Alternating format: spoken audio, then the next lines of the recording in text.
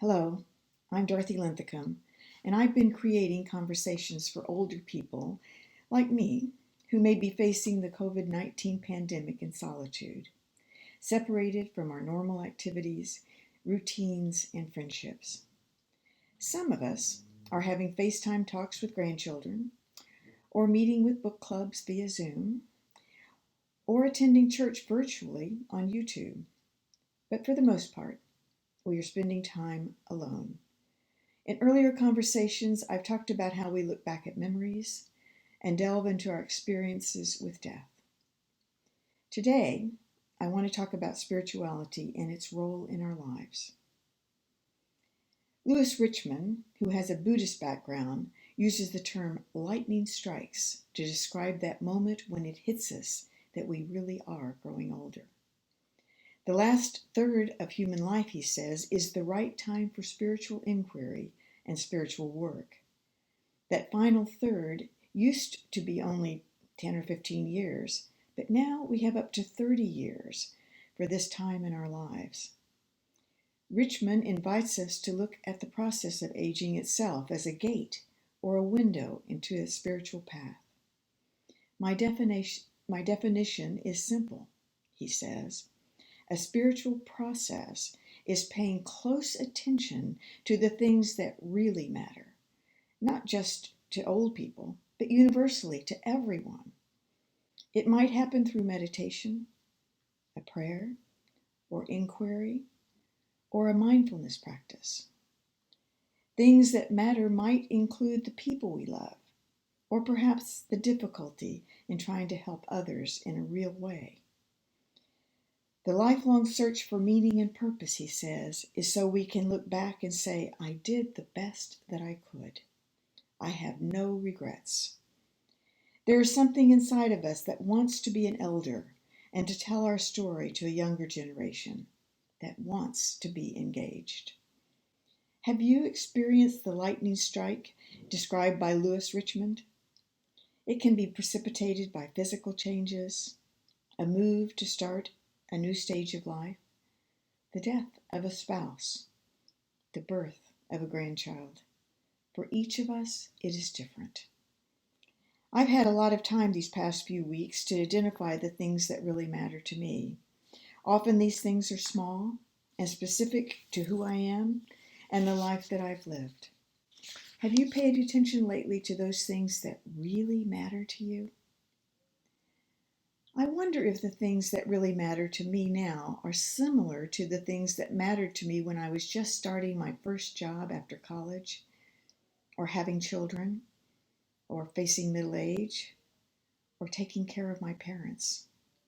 Richard Johnson, a Catholic Christian formation specialist, says this: each stage and phase of life is ordained by God and therefore has a purpose.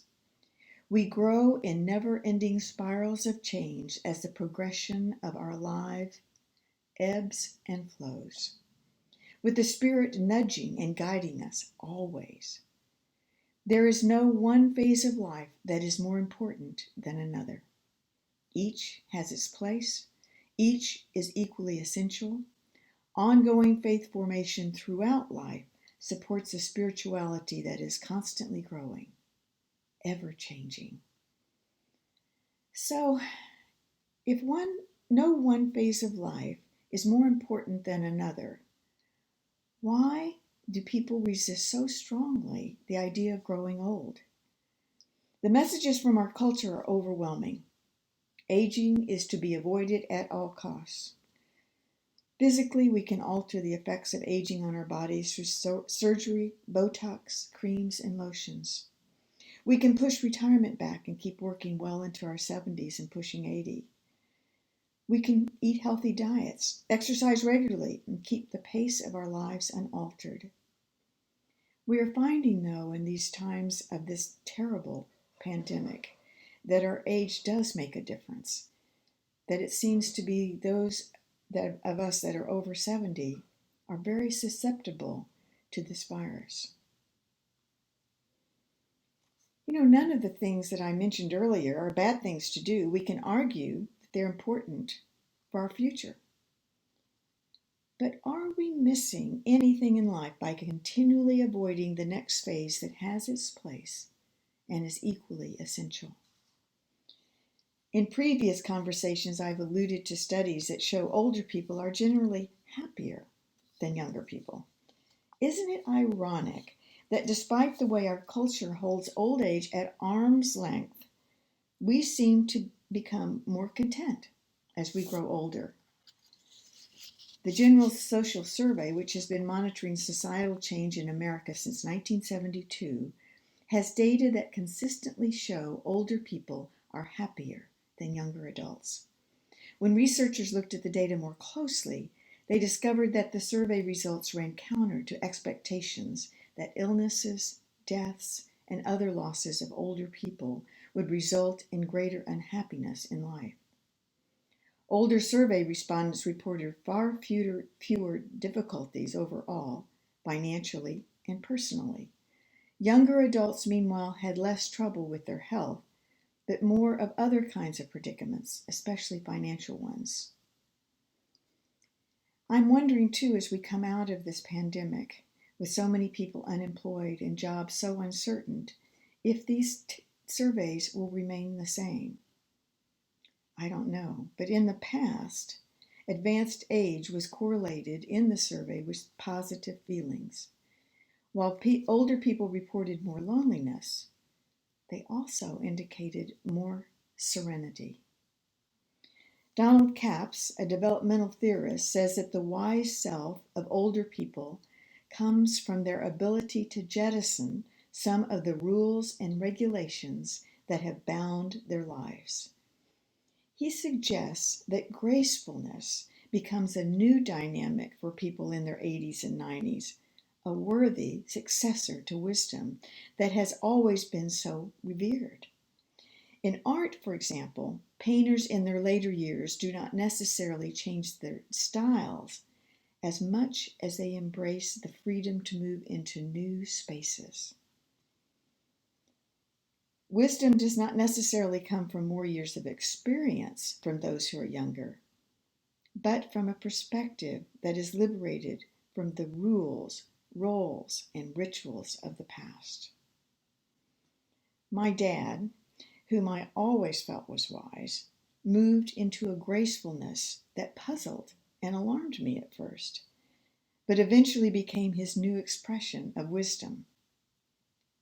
All his life, he had been bound by time and responsibility to family, work, church, and friends. As Alzheimer's disease began to play out, he became more mellow. Being late stopped being a cardinal sin.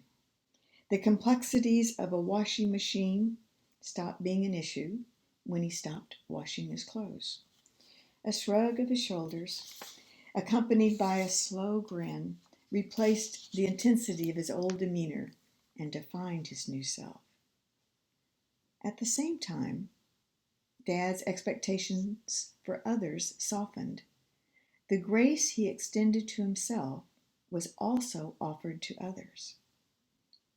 From a very practical standpoint, Capps says that wisdom is not esoteric knowledge or abstract theories, rather that it is practical, sensible, and capable of explaining why a person recommends this over that course of action. People also come to accept courses of action no longer within their control. My mother once told me that getting old affected your body more than your outlook on life. She would lie in bed in the morning and make mental lists of everything she wanted to get done that day. At the end of the day, she would take a tally, only to be surprised again and again that she never could complete her list. She ran out of time, tasks took longer as she moved more slowly, or something more interesting came along, like a walk with my dad or a second cup of coffee. Our bodies change and we face loss in many different ways.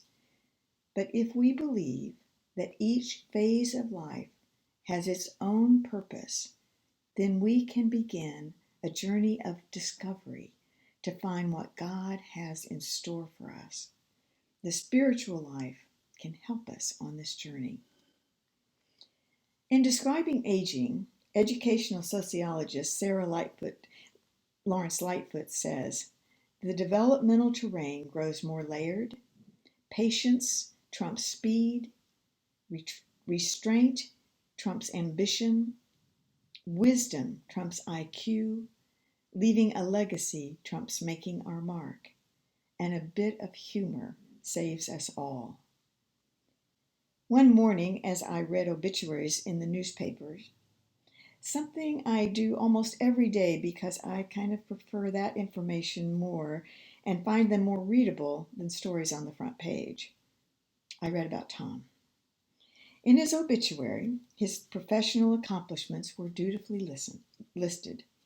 In addition to a distinguished military career, he had worked as a lawyer for several governmental agencies, winning several recognitions and awards for his service. He had made his mark in many significant ways. After retirement, however, he began building his legacy.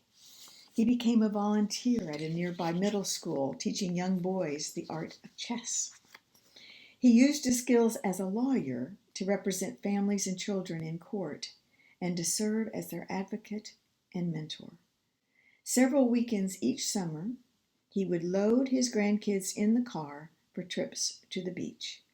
No other adults were allowed to accompany them. The obituary also included the names of his survivors. I wonder what was more important to them, his mark or his legacy. Let's pull out that list from Lawrence-Lightfoot's quote and spend a few moments thinking about where each of us is in the spectrum. Do we value patience or speed? Restraint or our ambitions? Wisdom or IQ? Leaving a legacy or making our mark? Making marks is not a bad thing to be doing and can give us a great deal of satisfaction. But do we leave any time then for our legacies? Maybe one of the upsides of enforced solitude is having the time and vision to contemplate our legacies along with our spirituality. Our culture often tries to compartmentalize. We talk about the physical, intellectual, or social aspects of life as if they aren't woven together as part of a whole. Similarly, the spiritual is not one dimension of life among many. It permeates and gives meaning to all life. It is the deepest dimension of all of humanity's existence and through which we find our well-being. The opposite of spiritual well-being is fragmentation and isolation. Our spirituality reflects an acceptance of our dependence on the source of life, God the Creator. From my perspective as a Christian, it is distinct from an appreciation of nature, for example, and is connected to all of life, including nature, the universe, a supreme being, or great web of being. How do we know if we have spiritual well-being? It is more than physical, psychological, or social good health. It is an affirmation of life, the ability to say yes to life in spite of negative circumstances. This is not a Pollyanna form of optimism that denies the realities of loss. Rather, it is the acknowledgement of the destiny in life. That destiny includes the love of a person's own life and the lives of others, along with concern for the community, society, and the whole of creation. The affirmation of life that comes from the dynamic of spiritual well-being is grounded in participation in a community. Within that community, people grow to accept the past, live into the present, and seek the hope of fulfillment in the future. I think our reliance on community is why this time of isolation is so difficult for us, even the introverts among us. I hope you can take a few moments today to assess your well-being from a spiritual perspective. Because the different parts of our lives are not in separate silos, we need to be aware of physical needs. That include the list of exercises we sometimes avoid, outside stimulus that feeds our intellect, and reaching out to others while heeding the need for social distancing. Intertwined and woven into the fabric of our lives is the spiritual dimension that holds us together as one. I long for the day I can hug the people I love. But until then, I can say yes to the life that I have.